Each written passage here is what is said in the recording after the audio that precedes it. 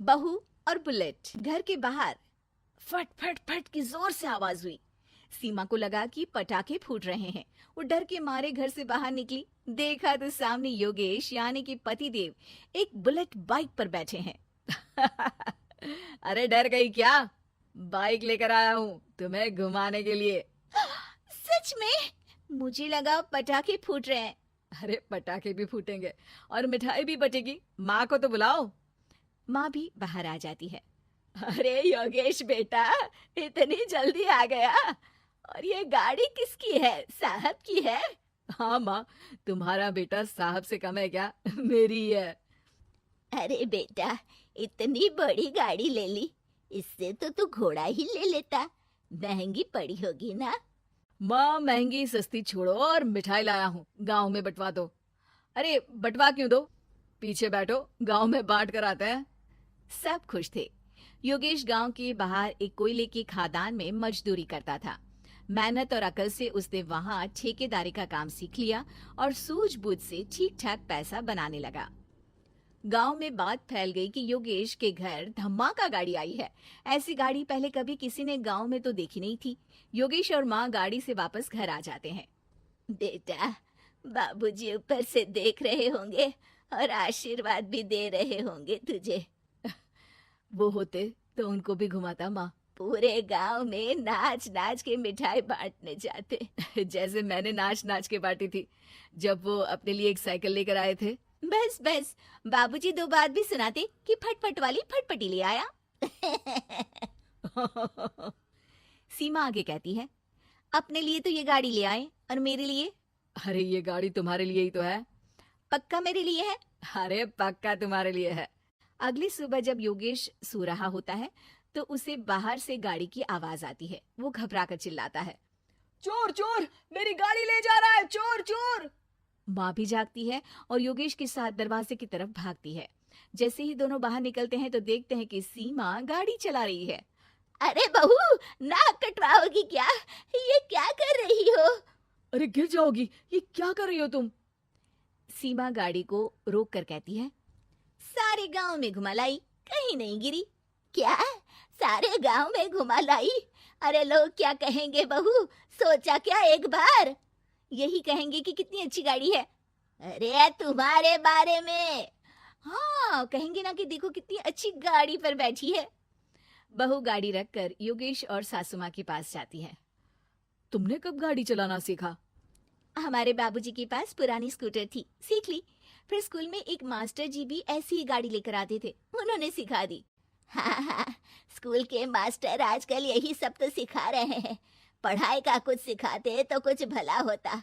अरे बहू, अब गाड़ी मत चलाना। हमारे परिवार में कभी किसी औरत ने पीछे से आगे की सीट पे आने की हिम्मत नहीं की है। तुम भी मत करना, समझी? जी समझ गई माँ जी। सीमा सास की बात सुनकर चुपचाप रसोई में जाकर उदास होकर खाना पकाने लगी है। सास सुबह सुबह मंदिर से पूजा करके लौट रही होती है। तभी उसे दो औरतें रोक लेती हैं और कहती हैं, अरे बहू को थोड़े अच्छे लक्षण भी सिखा दो। गाड़ी चलाने निकली थी, गांव की मर्यादा का कोई ख्याल नहीं है। वही तो। अरे पैसे आने लगे हैं तो क्या मतलब कि किसी रीति रिवाज को नहीं मानोगे? अरे समाज में रहना है तो समाज के ढंग से ही रहना पड़ता है। अरे लाज भी नहीं आई बहू को? चूल्हे चौके से निकलकर सीधे गाड़ी लेकर चौराहे चबूतरे नाप लिए, फाट फाट फाट करते हुए। अरे कुछ कह देना उसे। अरे ये क्या कहेगी, बूढ़ी सास है, इनकी थोड़ी ना चलती होगी घर में।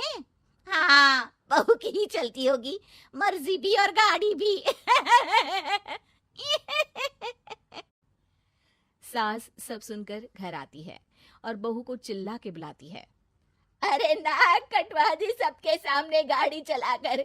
औरत जात गाड़ी नहीं चलाती। शहरों में तो 4 पहियों वाली गाड़ी भी चलाती हैं और हेलीकॉप्टर, हवाई जहाज भी। शहर में थोड़ी ना रहती हूँ मैडम साहिबा। आज के बाद गाड़ी से ही नहीं, यूं भी निकलना बंद तुम्हारा घर से। माँ सही कह रही है, कहीं भी जाना हो तो मुझे बता देना, मैं लेकर चलूंगा। आज माँ को तुम्हारे कारण कितनी बातें सुननी पड़ी।